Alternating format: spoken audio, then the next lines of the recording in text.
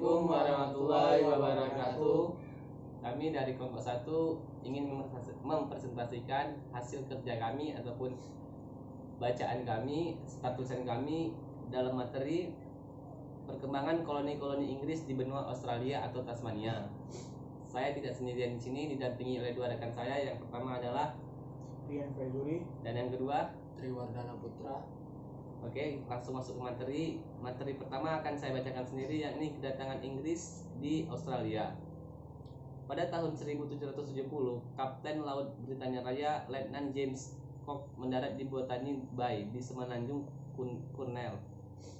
Di sanalah James Cook membuat kontak pertama dengan penduduk aborigin yang dikenal sebagai Giwegar. Di bawah instruksi pemerintahan Britania Raya, sebuah permukiman tahanan didirikan oleh Arthur Phillip yang tiba di Botany Bay dengan armada 11 kapal tanggal 18 Januari 1788.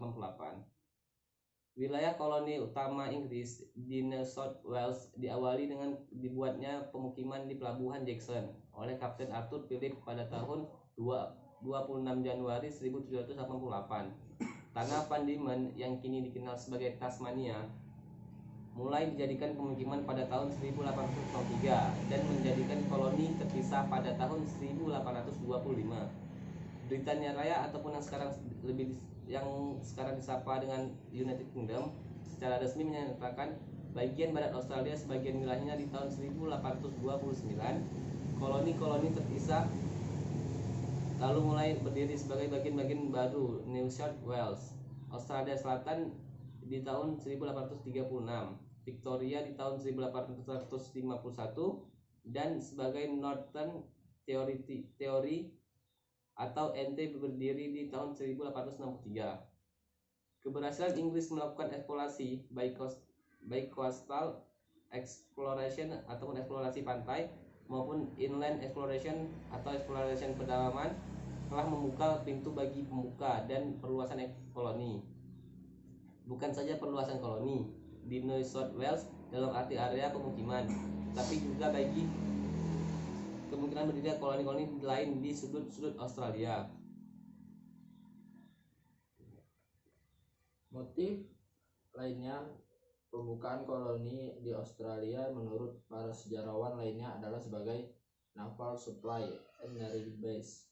Hal ini dikaitkan dengan swing to the east dalam rangka peningkatan pelayaran dan perdagangan Inggris sebelah barat Australia. Sudah ada kekuasaan Belanda di Indonesia.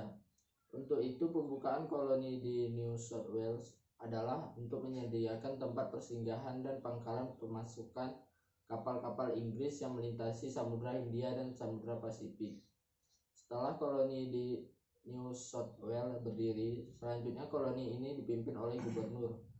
Gubernur pertama adalah Arthur Phillip dari Angkatan Laut yang berusaha menjadikan koloni itu self-help, mampu berdiri sendiri. Menurut dia, jumlah free seller harus ditingkatkan agar mereka bekerja yang produktif. Berbeda jika mereka statusnya masih narapidana yang tergolong tenaga kerja tidak produktif yang akan menghambat self-help. Sesudah Letnan Gubernur Arthur Phillip, keadaan di koloni sempat dikuasai para perwira korps.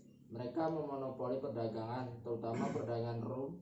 Setiap ada usaha yang mengganggu dan merugikan mereka pasti akan ditentang. Begitu juga ketika datang gubernur pengganti Arthur Phillip, mereka tidak patuh pada keputusan gubernur. Sebaliknya, mereka sering berselisih sampai pada 3 gubernur selanjutnya. Gubernur Hunter dituduh tidak layak jadi gubernur. King dihina dan puncak perselisihan terjadi ketika masa pemerintah gubernur William Blake yang dijebloskan ke dalam penjara. Peristiwa ini terkenal dengan nama Rum Rebel.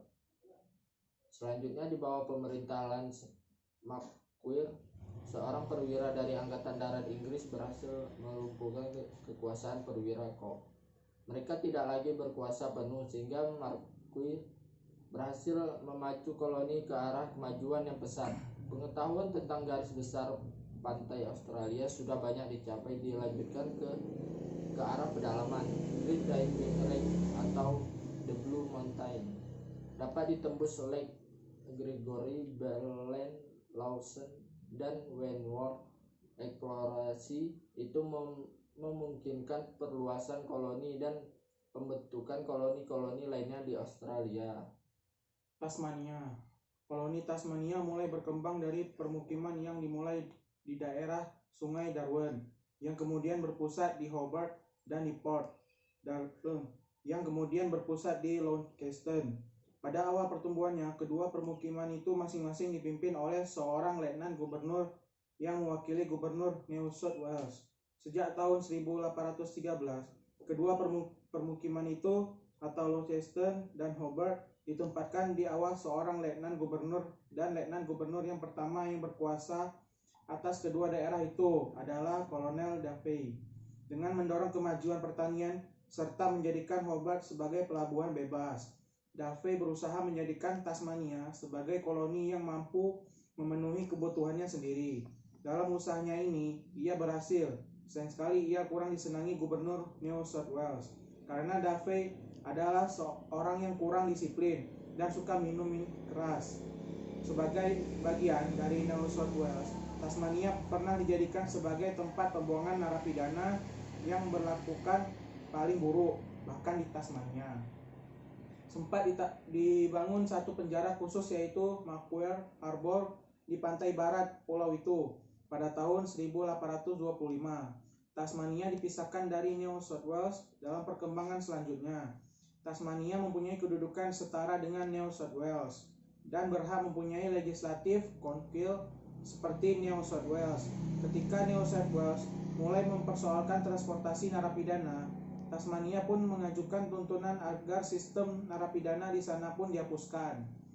Tuntutan mereka ini menjadi kenyataan pada tahun 1852. Pada tahun 1855, koloni ini menyelenggarakan pemerintahan sendiri dan secara resmi sejak itu mengubah namanya dan dari Van Diemen's Land menjadi Tasmania. Ditemukannya tambang lembaga perak dan bahan-bahan mineral lainnya dalam dekade 1870-an. Menambah pesatnya kemajuan yang dialami oleh Tasmania, keberhasilannya dalam mengekspor buah-buahan serta bentuk pulaunya menyebabkan Tasmania terkenal sebagai The Apple Island. Oke, mungkin itu saja yang bisa kami sampaikan. Lebih dan kurang kami mohon maaf. Terima kasih atas perhatiannya. Wabillahi taufiq wal hidayah. Assalamualaikum warahmatullahi wabarakatuh.